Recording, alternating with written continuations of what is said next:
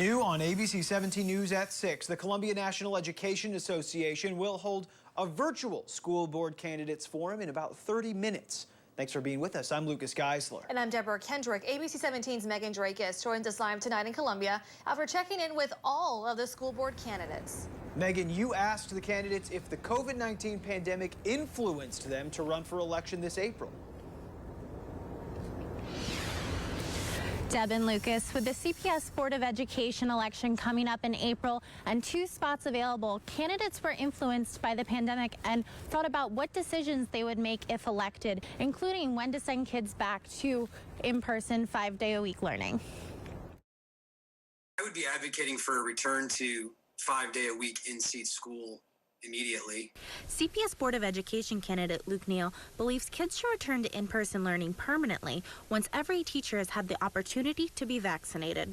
It's not a question of like we should or we shouldn't be. We need to really be looking at the numbers and using the data to make a decision that's going to result in an eventual return to school that's going to be safe for everyone. After thoughts of running for the board for a few years, Gene Snodgrass decided to run for a spot. Brett Gann said he believes there's an increase in candidates running for school board spots. Just in our observations, we may have seen an uptick in the number of people running for school board seats, certainly in some school districts around the state.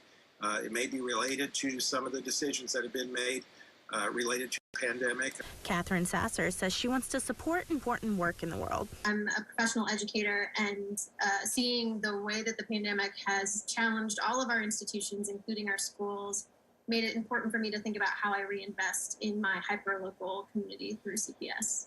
And the only current board member running for re-election said being on the board has been difficult during the pandemic and feels she's learned quite a bit from her first term so far. I don't know that there's anything I would do differently other than it is a very steep learning curve, lots of things to know and understand. So if there was a way to accelerate that, it would be wonderful. Candidate Aaron Saylor told me that after having issues with virtual learning and paying more attention to school board meetings, he decided to run for a spot on the board. Reporting live in Columbia, Megan Drakis, ABC 17 News. For tonight's meeting at 6:30, you'll need to register to get a link to Zoom. We've posted a link for the registration in our story on the ABC 17 News app.